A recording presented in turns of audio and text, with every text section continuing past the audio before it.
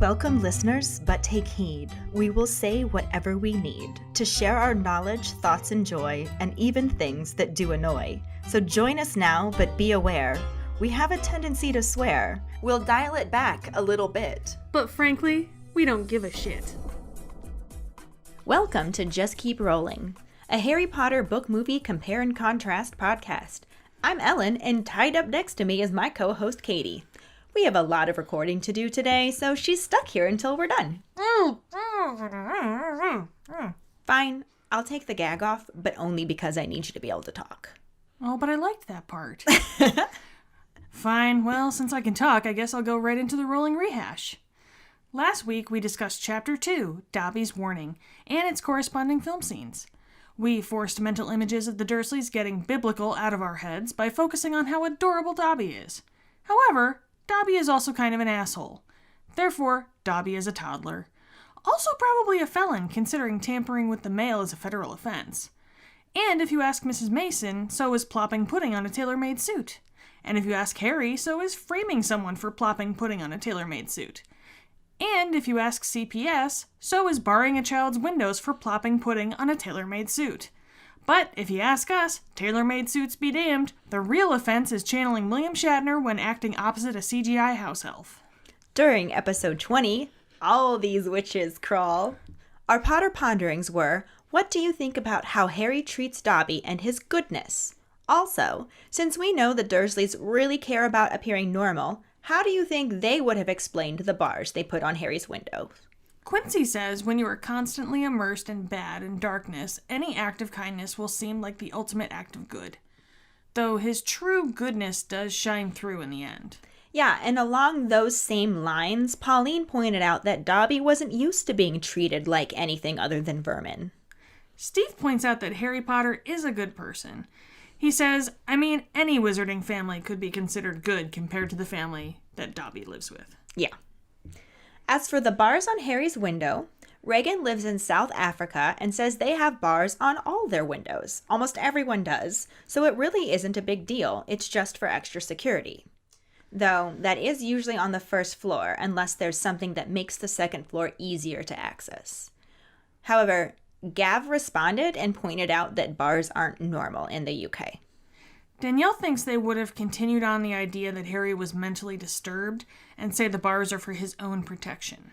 Quincy points out that they could let the neighbors think he was a flight risk as well, and the bars are to keep him from running away from home, which is definitely not what they are for, but not for the reasons the neighbors think. The general consensus is that they just painted Harry to be mental, and I think this is pretty interesting.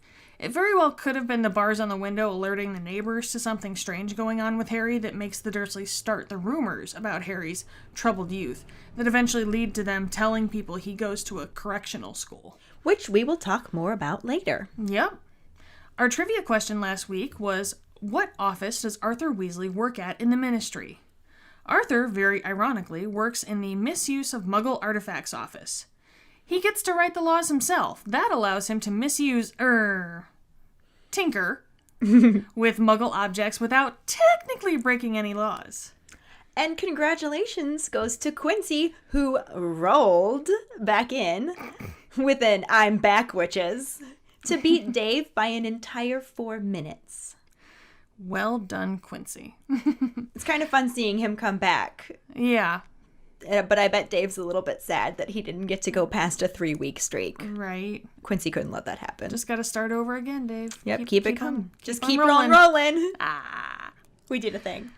What I really love, though, is that even though Quincy interrupted Dave's streak well before he could catch up to his own, the two are both very supportive of one another, and all their banter is in just good fun. Right?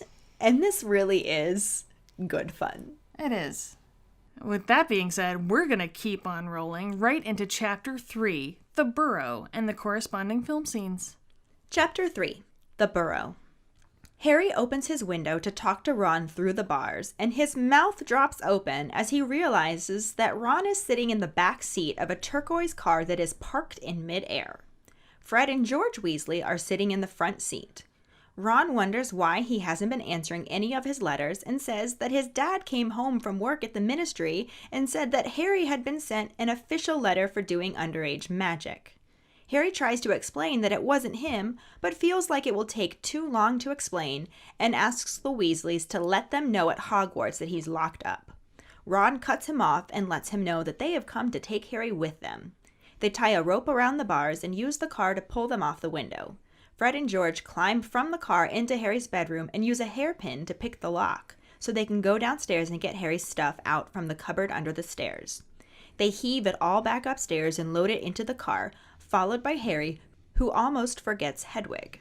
She makes a loud screeching sound that wakes up Uncle Vernon, who rushes to Harry's room and arrives just in time to see Harry climbing into the car. He tries to grab a hold of Harry, but Ron, Fred, and George all grab him too and tug him from Vernon's grasp. Fred stomps on the gas and the car flies off into the night, freeing Harry from Privet Drive. He calls "See you next summer" back at the Dursleys, and then they let Hedwig out to fly behind them. As they fly toward the Weasleys' house, Harry tells them all about Dobby, the warning about danger at Hogwarts, and the fiasco with the pudding. The twins find the situation very strange and think it could have been a joke to stop Harry from going back to Hogwarts.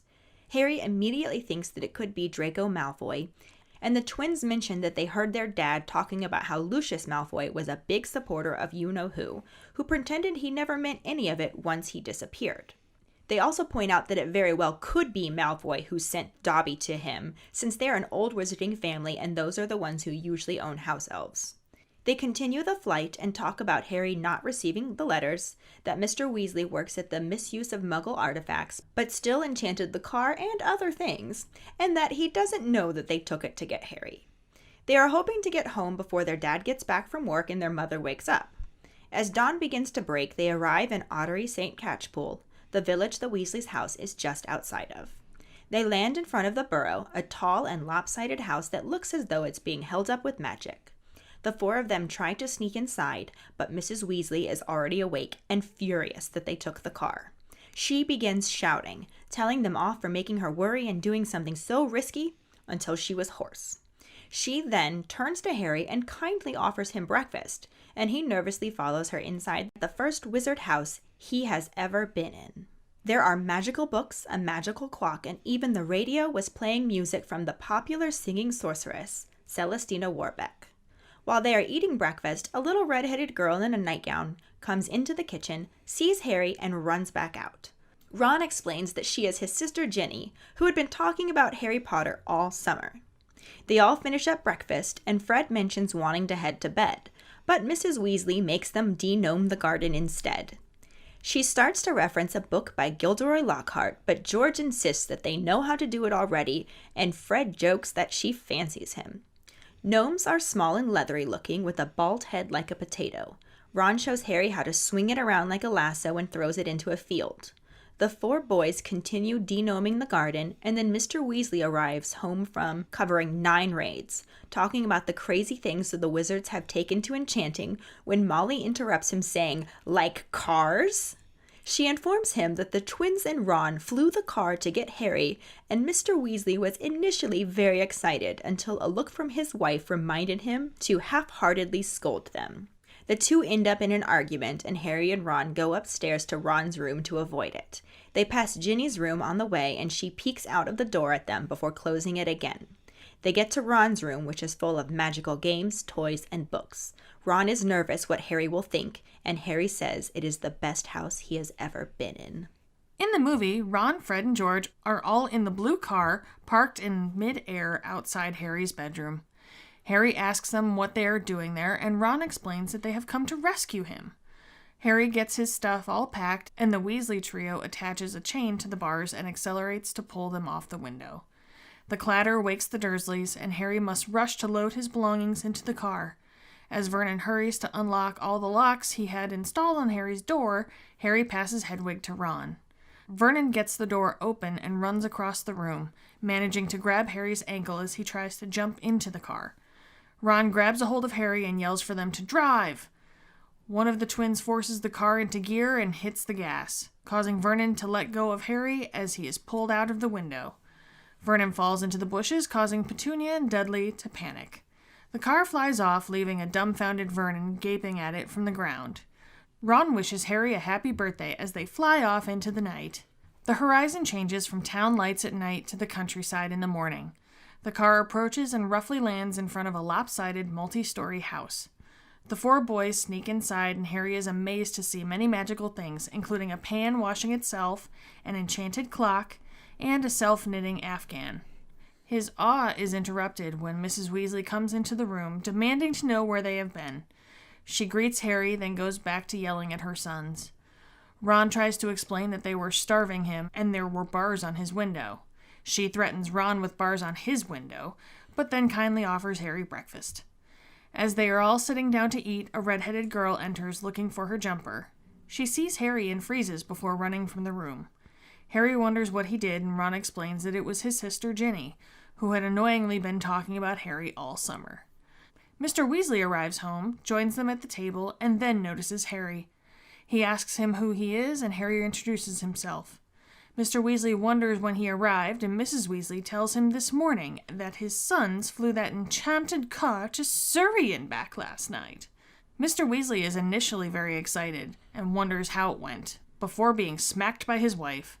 He corrects himself, telling them that it was very wrong indeed.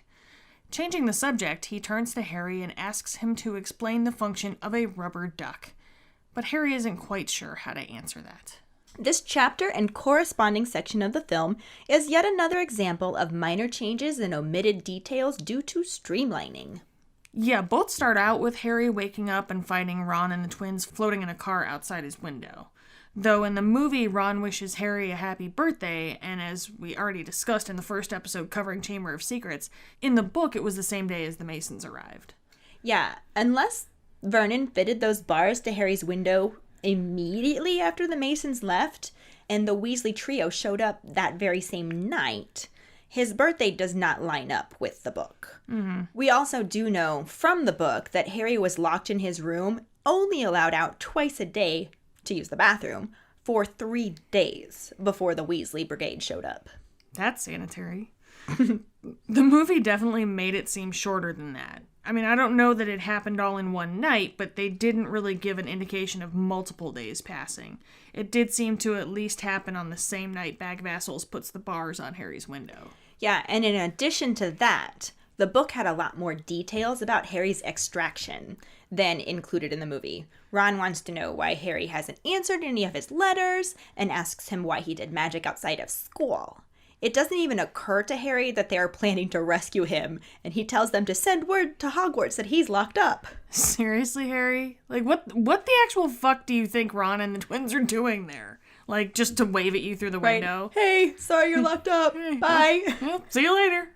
No, Ron cuts him off to let him know that they're gonna get him out. Mm-hmm. And they tie a rope around the bars and use it to pull them off the window. Yeah, this basically happens in the movie, too, except they use a chain. The clatter wakes the Dursleys, and Harry has to rush to get all his belongings in the car before Vernon can unlock all the locks on his door to stop him from escaping. Yeah, and this significantly streamlines how it happened in the book. The Dursleys don't wake at this point, and all of Harry's belongings are locked in the cupboard under the stairs. So the Weasley twins climb into his room through the window and use a hairpin to pick the lock and go fetch Harry's stuff. So obviously there weren't all the extra locks on the door, just the normal one. Right. Regular one, yeah. And then they managed to get almost everything loaded into the car, and Harry starts to climb in himself when Hedwig gives a very loud squawk because Harry damn near left her behind. I actually like how the movie did this better. Like, I have a hard time believing that Harry would have forgotten Hedwig. I mean, yeah. Like, why wouldn't he have passed her to Ron while the twins were getting his trunk? Seriously, did he just stand there twiddling his thumbs while Fred and George fetched his things? Right? But it's Hedwig's screech that wakes the Dursleys, and since Harry's door is already unlocked, Bag of Assholes bursts into the room and manages to grab Harry's foot, but loses his grip when the Weasleys get a good grip on him too, and accelerate away in the car. That's a lot of grips. Mm-hmm. Honestly, the movie did this part way better, though. I mean, it was similar, but instead of simply losing his grip, Bag of Assholes completely falls out the window as the Weasleys fly away, which was very satisfying to watch. Though, You don't even like Harry anyway. Maybe let go of his legs before you go ass over apple cart out the window, Vernon. Ass over apple cart. Nice. That's a fun throwback to when Backpack of Assholes toppled into the snake enclosure. Right? I love it. But I also agree. It was hilarious to watch and definitely makes more sense for a movie. It's far more visually comedic. Mm-hmm. Though the book does have Harry yell, "See you next summer," which is also pretty funny. Yeah, but not as funny. Also, I want to know how the neighbors weren't woken up by all this. For reals, that's totally unbelievable. I'd buy a flying car before I'd believe half the neighbors weren't watching all this from their windows. Yes, because that's the part we have trouble with. Anyways, as Harry, Ron, Fred, and George head towards the Weasleys' house, Harry fills them in on everything that happened, and they end up speculating that it could have been Nazi von Douchebag II, who sent his house elf as a prank to stop Harry from returning to Hogwarts. And they are likely to have a house elf because it's typically the wealthy old wizard families that do. Mm. They also talk about how the von Douchebags were big supporters of you-know-who. This conversation doesn't happen in the movie at all. No. Most likely because there's no need to give a verbal recap on what we just watched happen. So instead, they just streamlined it into transitioning to their arrival at the Burrow. That is true, though I wish there was a way to include the theory that Malfoy sent Dobby, since it is sort of foreshadowing that they think so. Mm-hmm, yeah. This is also where we learned that Arthur Weasley works at the Misuse of Muggle Artifacts office in the Ministry. Which was our trivia question. Indeed. They also discussed their plan for sneaking into the Burrow without their mother knowing, and then having Ron bring Harry down after everyone was awake and saying, "Look who turned up in the night." Which, brilliant plan, boys. Like Molly wouldn't immediately begin asking a bunch of questions, starting with, I don't know, how did he get here? Right? Not that it mattered anyway, since they arrive in Ottery St. Catchpool just before dawn, and when they try to sneak into the house undetected, they are instead greeted by a furious Mrs. Weasley at the door. Mm-hmm. In the movie, they actually do make it into the house, and I freaking love the Burrow. Mm-hmm. The Burrow, oh my god. I just love it. Harry gets to see a lot of amazing magical things happening, like a magical clock that tells you where all the people who live in the house are. Yeah, it shows them, arriving back home. Yeah, I love it. Self-knitting Afghan, which, that would be great. And a pan washing itself. And that might be my favorite. Like, damn, do I want dishes that wash themselves? Who doesn't? Right? Plus, if we had self-knitting needles, our Harry Potter scarves would be finished so much faster. Yeah. I swear. Yours is almost done, Justin. I swear. And Katie's making really good progress on yours too, Quincy. Mm-hmm. Yeah. We'll get them to you in time for, I don't know, for summer, maybe? Hopefully. But let's for sure before next winter. Yeah. Let's just keep rolling, though. I think this part was way better to see than to read about. Like, I love the little touch of the boys sneaking some bread from the table and saying, "Oh yeah, Mom will never know." And then Mrs. Weasley intercepts them. And oh, does she intercept them? Like, oh, God. Yeah, I completely agree with you. Because seeing Julie Walters bring Molly Weasley alive in this scene and so many more, it just can't be topped by the books. Yeah. And we'll talk more about her at the end of this section with the other actors, but yeah, she is just amazing. Where have you been? Oh, I love it. Oh my god. Now, difference-wise, the book not only has this telling off happening before they can even sneak into the house, it also has her go on longer before turning to Harry and completely switching up her tone to invite him in. Harry flinches when she's addressing him and nervously follows her inside. We then get a description of the magical things that Harry encounters, but it's not the same as seeing it, like in the movie. Mm-hmm. Yeah, the movie has her going back and forth between lecturing Ron, Fred, and George, and then kindly speaking to Harry. Like, one of my favorite parts is when Ron tells her that they were starving him and there were bars on his window. And Molly's just like, "Well, you best hope I don't put bars on your window, Ronald Weasley." My God. Oh, yeah. It's amazing.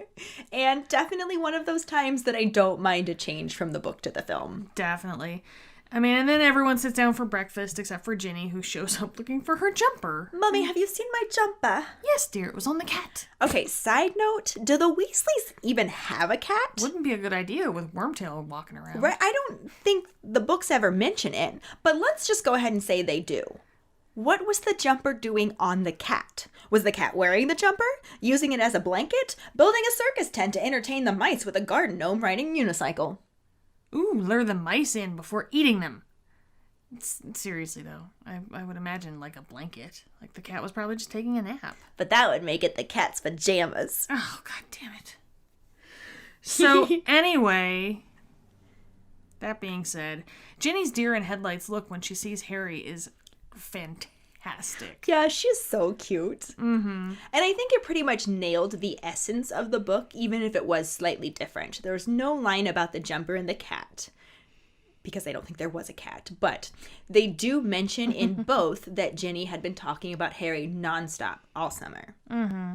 And then this is the point in the book where they finish up breakfast, and Fred yawns and says he's tired and going to head to bed, but Mrs. Weasley makes them denome the garden instead. There was a lot of rhymes in there. There was. Fred and head to bed and denome the garden instead. You all right over there? Yeah. I like rhymes. So, anyways, she references one of Gilderoy Lockhart's books for advice, which just annoys the twins, who insist they know how to denome a garden already. Yeah, this wasn't included in the movie, which does make me a little bit sad, since it would have been fun to see Molly moon over Gilderoy, and then have Fred joke about her fancying him. It's also a bit of fun foreshadowing for a character that we will soon meet and talk more about then. Yep. I was also sad when we didn't get to see the denoming, because I think it would have been fun to watch them whirling around gnomes like lassos and competing to see who can throw them the farthest. But I get why they omitted it, since it really isn't necessary to the storyline, just some fun color. But this is also the point in the book that Mr. Weasley gets home from work. Truthfully, I think the movie streamlines this really well by having Arthur arrive home from work while they're still sitting down at breakfast. Plus, I love how he sits right down next to Harry. Like, honestly, if Harry had red hair, he would never have even noticed the extra kid at the table. Right. Like, And who are you? Cousin Bonnie. Foreshadowing. But this brings us to one of my favorite parts of this entire section between Molly and Arthur, when she informs him that the boys, minus responsible Percy, of course, flew his car to get Harry. Your sons flew that enchanted car of yours to Surrey and back last night. You know your kids are in trouble when they're referred to as your kids. Exactly. Plus, I love Arthur and his initially excited reaction. Did you really? How'd it go? Right? Molly makes to smack him in the movie. And then his half-hearted, that was very wrong, boys, very wrong indeed. In the book, this basically starts an argument between Mr. and Mrs. Weasley, and Ron and Harry escape up to his room, which Ron is nervous about Harry's opinion of, and Harry thinks it's the best house he's ever been in, so he didn't have to be nervous. Which I'm sure we would all think that way, too. Probably. I'd love to go to the Burrow. Right?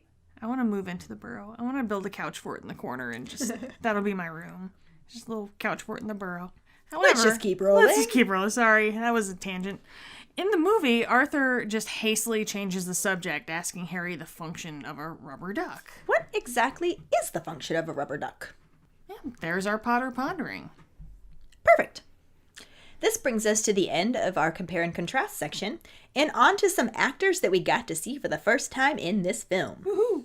Yep, aside from Arthur, these are all returning actors, but as we mentioned previously, we want to readdress their roles as we first see them, as especially with the kids, there are a lot of changes. Mostly in their voices. Yeah.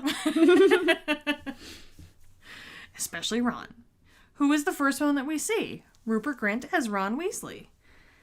And again, he's adorable. He's doing very well. His voice is hilarious. Just the squeaks and the... Uh-huh.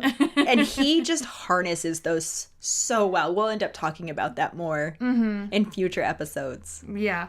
He didn't get to do a ton in this one. He had a couple of lines. But... Yeah, not in this episode. But when he gets to really flex those vocal cords. It's adorable. Yeah. We also saw James Phelps as Fred Weasley and Oliver Phelps as George Weasley. I love the twins. They're so perfect. Said it before, say it again. Love the twins. I'm because of these two, I'm so bummed that we didn't get to see more of their shenanigans. Mm-hmm. Because, like, could you just imagine seeing Fred or seeing James as Fred teasing his mom about fancying Lockhart? Oh, God, I would love that. It would have been so perfect. So they just did. I just wanted more time in the Burrow in general. But they did great, though. I love those two. Yeah. We also saw, again, Julie Walters as Molly Weasley. And, of course, we already mentioned how much we love her. Life goals, can I just say. Like, mom goals right there. And everything. Like, this scene, it's some of her best lines. Mm-hmm. Yeah. And Not all of them, but some of them were just condensed into this scene. Yeah. And one of my favorite things was the way she goes back and forth between scolding Ron and Fred and George, and then being like, Harry, dear, how lovely to see you. Like, just the change in her voice, that sharp turn. Right. To just go right from, like, what the fuck are you guys doing? To, Harry, dear. Harry, it's so good to see you, sweetheart. Like, that's the mom I want to be. Sometimes I feel like that's the teacher that I am, so I get it. It's great. Exactly. We also saw Bonnie Wright return as Ginny Weasley, and now in this film, she's got a little bit more than a good luck line. Yeah. And, I mean, we're still going to end up talking so much about how the movies did not do her justice as we go through this. But she did, like, her deer in headlights look. I mean, she just nailed that. Like, she really was just like, oh, shit, my crush is here. Yeah. And you just read that all over her face. I had a big crush on my best friend's brother when I was around the age of 11 or so, 11 or 12. And I can, like, seeing her with that deer in headlights looks just takes me back. I'm like, oh my God, I remember that. It's like that fight or flight or freeze. Yeah. But with situations like that, it's not quite the same thing. But, like, you would freeze and then run, probably. Whereas I'm the one that would see my crush and babble like an absolute idiot. And I feel like that's the fight part. I'm the one that stammers and just, like, laughs at every single thing they say. But yeah, you could just read it in her face, and I like she does do a little bit more in this movie, but like I said, I don't think that the movies did her justice. Oh, not at all. As a character, not at all. One new character that we met though is Arthur Weasley, played by Mark Williams, who is I love him. God, he was the epitome of Mr. Weasley. Yeah, I loved him. And he's been, again, like most of our adult actors, he's been in so many other things. Yeah. And he's just been wonderful. And I love seeing him in other things, too. Because he always brings Mr. Weasley into it to me. He and Julie Walters, too, had fantastic chemistry. Like, you could totally believe that they'd been married forever. They did. Molly Weasley is mom goals, and Molly and Arthur Weasley is marriage couple goals. Yeah, marriage goals for me. No. Because I loved it. And even when she does that little swat on his arm, you know, when he's not being as tough on the boys as he should be, even you can see like a little smirk coming from her. Right. So you know it's still kind of loving. She did not look like she wanted to hurt him. She was just lovingly like exasperated with her husband. Yeah. And boy, I think you and I can both feel that. Oh, I felt that earlier today. But I love him, so. But yeah, those were our actors. I did want to comment on how, after he asks about the function of a rubber duck, there's something about the way he ate his food off of his fork that I just love, too. I don't know why, but... Well, it's great that he gets, like, so all business all of a sudden. Yeah. It's like, what exactly is the function of a rubber duck? And then just... In the book, he doesn't... that doesn't happen in the book, but in the book, he asks about escalators or something. Yeah. Not in this scene. Not nearly as fun. No, it's not. Not nearly as fun. Much more random. Which that brings us to this week's Potter Pondering, as we said before, is how would you explain the function of a rubber duck to Mr. Weasley? How would you? Let us know. I would just go buy him one. And just be like... Now I'm imagining Mr. Weasley in the baths with a rubber duck, so thank you for that. You're welcome. Because that's the most amazing thought ever. Let's just keep rolling. We had a giant inflatable duck for my daughter to take her bath in when she was littler. Aww. So now I'm just imagining Arthur Weasley in that, which is even funnier to me. Okay, but for some reason I just imagined one of the beer helmets on his head too. This got weird. Yeah, so let's just keep rolling for reals. Our Sorting Hat story today is shared by one of our patrons and our support badger, Carly Ferguson. Yay! She's already shared her story, but she really wanted to share her dad's. She writes, "Hey y'all," that's her Georgian-ness coming out of her. Y'all. "I wanted to share my dad's Sorting Hat story. His name is Tom Johnson. He's a Ravenclaw, his Patronus is a Jack Russell, and his wand is ash wood with a dragon heartstring core, the same as mine but different length, 12.5 inches. He says it all started with an interview on NPR. The year was 1999 and he was driving home while listening to NPR and heard them talking about this amazing new book series. Harry Potter had just released its third book, The Prisoner of Azkaban. Dad stopped on the way home to buy the book from Books A Million. He initially bought the third book and gave it to my sibling to read. I think I misremembered this part in my own Sorting Hat story. Then realized you can't start in the middle and decided to start with me from the beginning. While we were reading the second book, Dad said he felt an immediate connection to the Weasleys. I love that he made this connection because my grandmother was very much like Mrs. Weasley. My dad has 6 siblings, so in total their family makes 9, just like the Weasleys. Ooh. Their house was big and was the central hangout house for all their friends and most of the people in their hometown. If someone was hungry, they could always count on my grandma to make them a meal. Dad loves Hermione and loves that she ended up with Ron. He bought the audiobooks for us on cassette. Wow. Wow.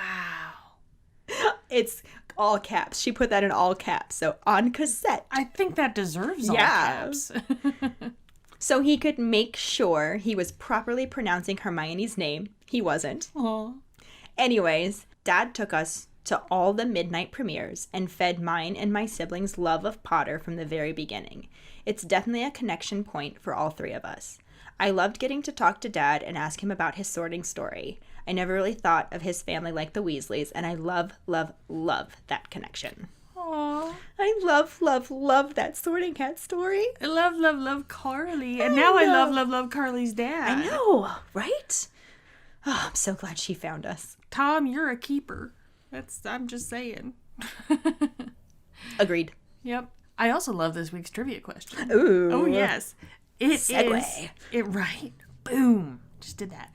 It is, how many Muggle lives had the opal necklace in Borgin and Burke's claimed? The prize for the first one who responds with the correct answer and the code word #caution. One word, I like One word, that. I did it for you. Thanks. We'll get a Bitch is a Witch, Motherfucker's a Wizard, a Just Keep Rolling, or a Pride sticker. Another way to get a sticker is to rate and review us. If you are an Apple person, you can do it through the Apple Podcast or iTunes app. If you don't have Apple, you can write us a recommendation on our Facebook page. Then email us at justkeeprolling@gmail.com to let us know you did, and we will get back to you to figure out which sticker you want and where to send it. My husband keeps making fun of me for saying Apple person, but you're either an Apple person or a PC person, and I'm an Apple person. I'm a PC person.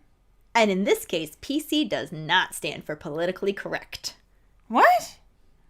Okay, no, you're correct. And also not politically correct. But I suppose we could also say an Apple person or an Android person. And in that case, you'd have to say that you're a flip phone person. Hey, I do have an iPod Touch. I'm not sure that sounds any better. It does not. But that does technically make you an Apple person too. But I have a Samsung tablet. Yeah, Nah. let's just keep rolling. And don't forget to find us and follow us on Facebook at JKR Podcast and Twitter and Instagram at Just Keep Rolling. Following us on Podbean at justkeeprolling.podbean.com will get you the episode as early as possible and give you a leg up in answering the trivia question. If you would like to support us as a patron for extra perks, you can go to patreon.com/justkeeprolling. As always, any support you can give is greatly appreciated. And join us next week when we talk about Chapter 4, At Flourish and Blots, and the corresponding film scenes. Thanks for listening. We hope you hear us again. I'm Katie. I'm Ellen. Until the next time, just keep rolling.